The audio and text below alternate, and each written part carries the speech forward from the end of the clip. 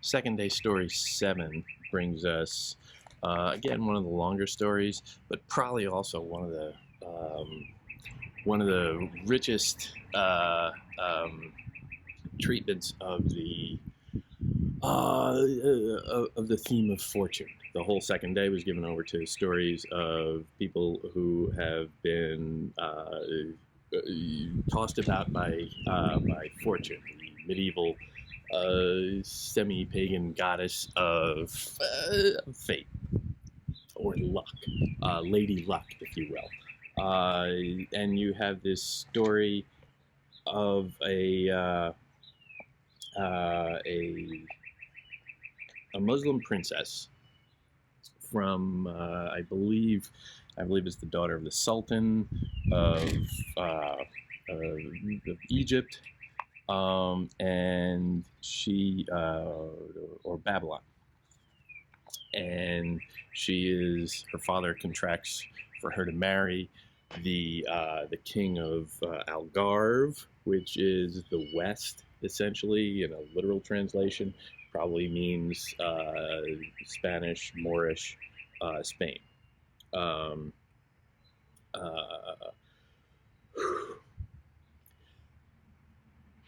She gets packed up. She is very wealthy. She gets all of her stuff sent with her, and she is put on a ship and sent off. And the ship is attacked by pirates.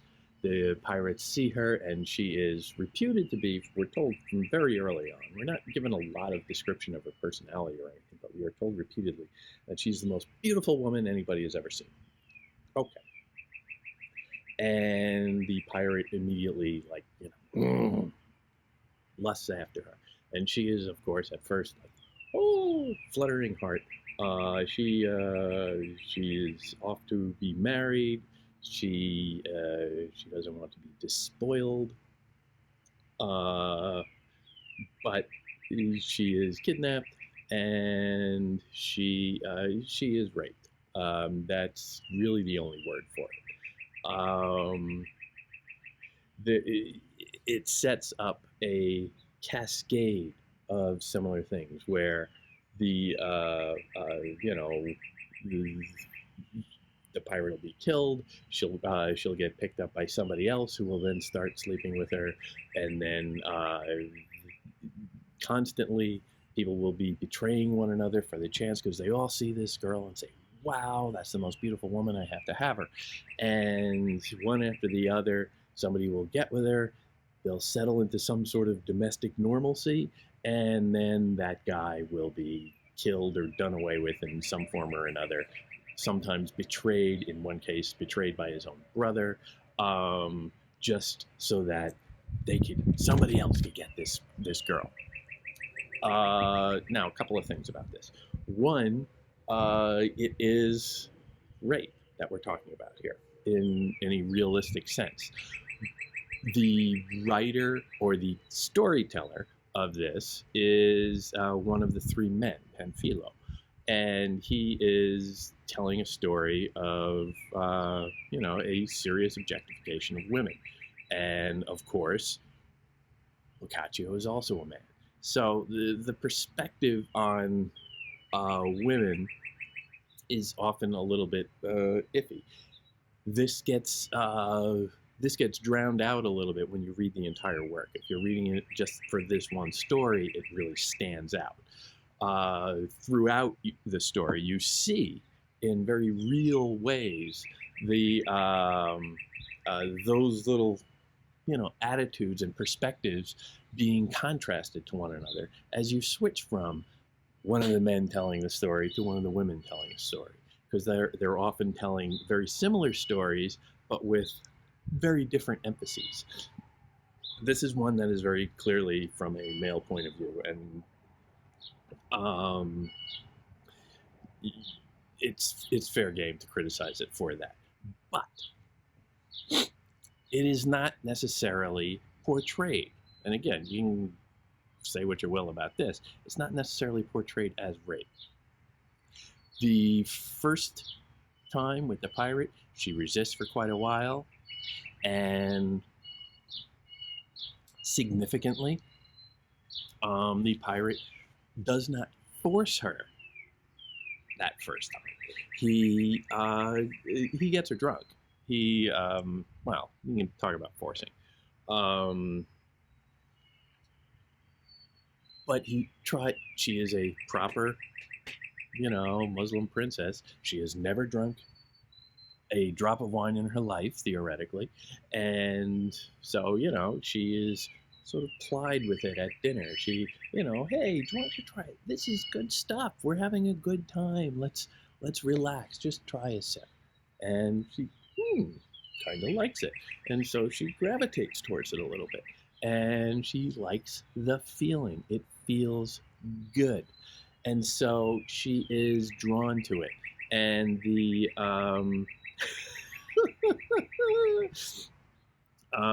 well, nature takes its course. She suddenly, isn't so opposed to this guy anymore.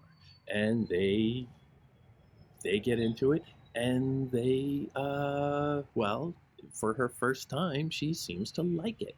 And she is suddenly like, hey, what has this been all my life? Well, this is not so bad. I've been hearing such terrible things. But she really likes sex. And so she is brought in on that repeatedly. And you see this play out where she is traded, essentially, from one man to another. And each time, oh, gee, you killed that guy. He was kind of like my husband. That's just too bad. I'm gonna mourn, but hey, you're kind of cute. She goes along with it. She learns to like it. She adapts. It is that adaptability that I think is the greatest key to her character, her personality. She just, okay, this is what it is now. I'm with him now. And she learns to like it. She seems to like human beings. It's very easy to say, well, okay, they are all essentially kidnapping her and raping her. But the story as it is given to us suggests that she didn't fight too hard. She kind of liked the people. She accepted that, all right, life is getting crazy, and every couple of months, it seems, I think it's months, so the timeline is a little bit uncertain. Every couple of months, it seems, she's getting traded. And, her whole life gets thrown upside down. She's going from one city to the next city and all over the place and on ships and on, all over. And, she just gets used to it. And she learns to enjoy herself within that. The little scraps of joy that she has, primarily sexual, keep her seemingly. And the stories and the upheavals in her life show this, this tumultuous sense of fortune, of good luck, bad luck, whatever. Fate is wild and unpredictable, and who knows what it's doing, and it makes no sense. But throughout, she always manages to find little moments of joy. Now, she gets traded, this, that, the other thing. Years go by.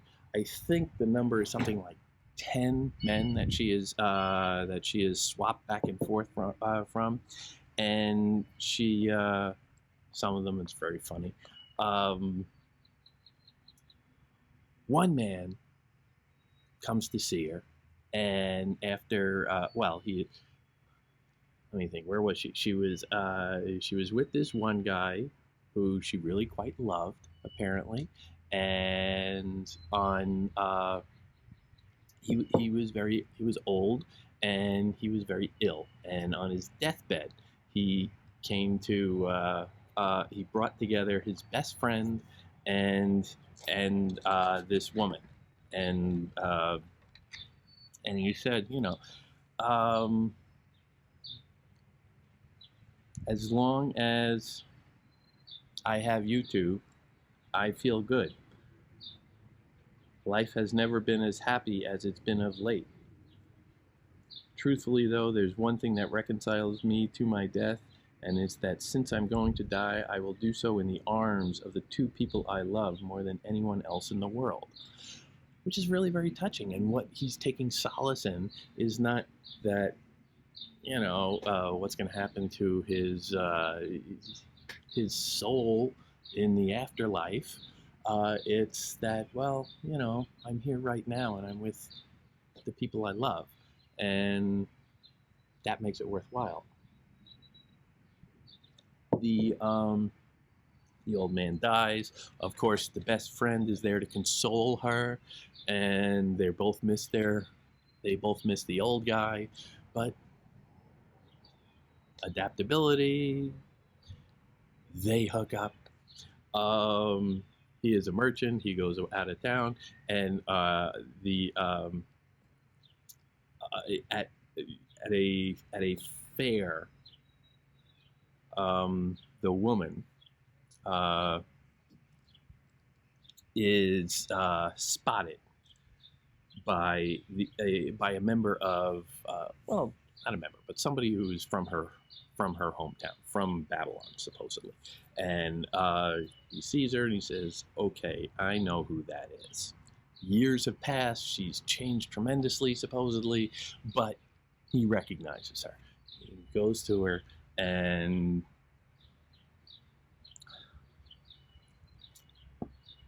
he tries to bow at first because he knows that she is the Sultan's daughter, and he's sort of awestruck by the imposing nature of that cultural context.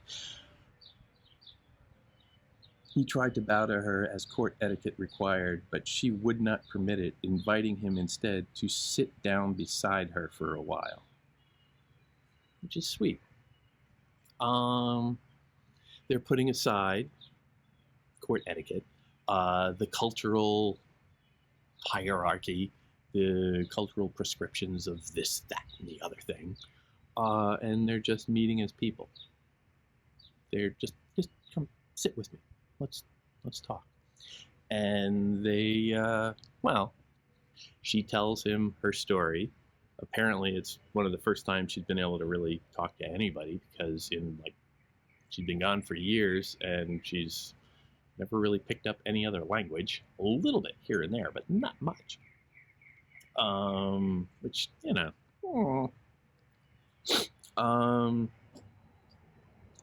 old man, or he's not that old, but he listens and he says, okay, I'm gonna take you home.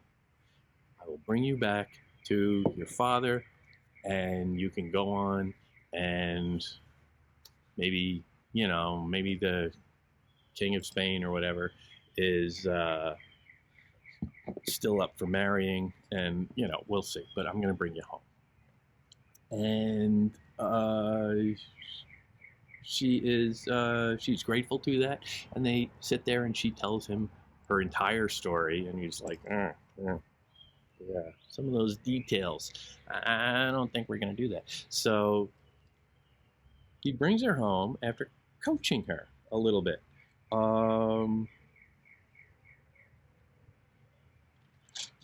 And he teaches her how to tell the story.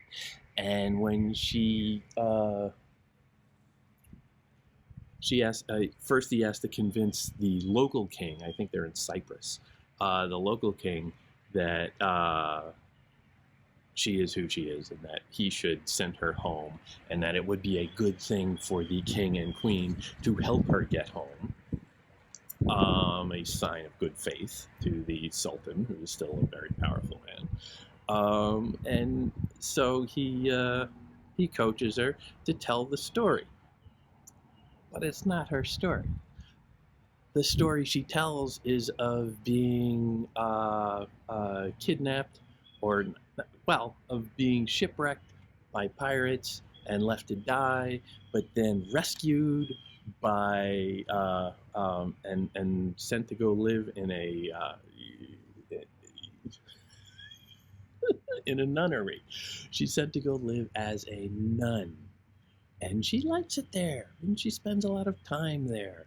And then when she does get out, she is in the company of a couple of gentlemen and their wives, and he always emphasizing and their wives and their wives. Certain French gentlemen whom we have heard related to the abbess arrived there with their wives, always stressing that, okay, there's no hanky-panky going on here. She is as pure as the white driven snow. And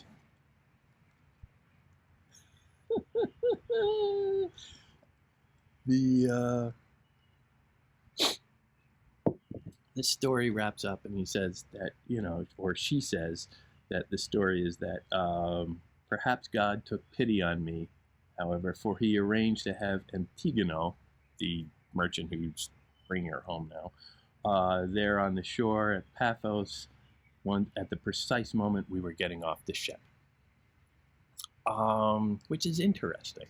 She gives credit to God for, in his divine wisdom, working things out just so minutely and precisely and conveniently that everything happened the way it's supposed to happen. That after all the bad stuff in her life, he just had the right guy in the right place at the right time to save her. And that's her story. Of course, her real story is completely different. Her real story is of wild chaos in her life and no logic to it whatsoever. And if you're trying to find, what is God doing to me? It's nowhere there. It's chaos. It's Job times 1,000. It is her just getting buffeted from one thing to the other with no logic to it and no evidence of divine intervention.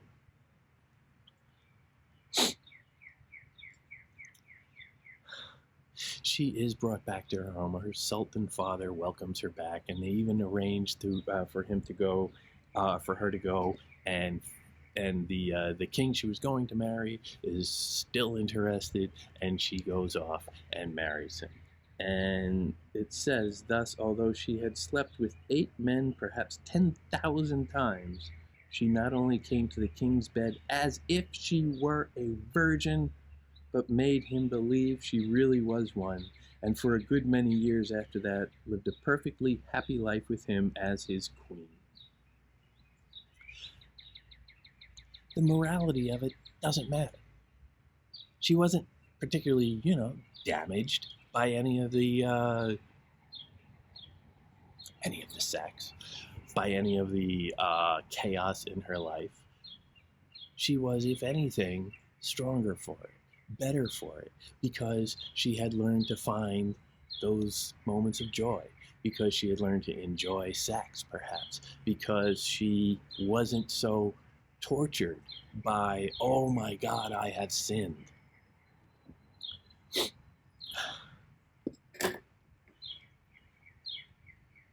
The world is chaos for her. The world has been chaos.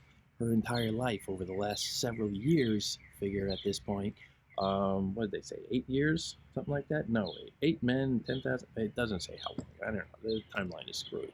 But she's been gone for a long time, and it's been brutal. But because she was able to find legitimate love in those relationships, maybe not all of them, but some of them, legitimate love and tenderness and moments of beauty, she was able to withstand all of the chaos in her life. And that's really the implication that is most damaging, that you don't think in terms of, oh, she had sex so many times. Well, yeah, sure, 10,000 times, probably an exaggeration. But what was really perhaps psychologically damaging wasn't being assaulted by all the men. It was being assaulted by God, by fortune, by fate, constantly pummeling her this way and that. And who hasn't felt that?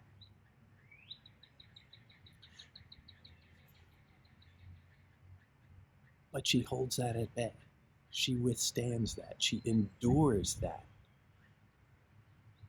Life outside is chaos. Fortune is often cruel. Fortune can bring a plague and make everyone around you die and make you scared. But if you can find moments of joy and you let go of the prescriptions, you accept that, oh, okay, all that stuff about, sex is bad and all that, well, that's just a story. A story like she told to make everybody happy at the end. That's just a story. The truth happens in real time, and you can respond to it as a human being. And by doing so and ignoring the rules, that in itself is blessedness, is holiness, is more partaking of a spiritual religiousness than any prayers you can mumble or doctrines you can follow, but connecting with other human beings and being aware of the joys God gives you and being grateful for them. That's the real celebration of God.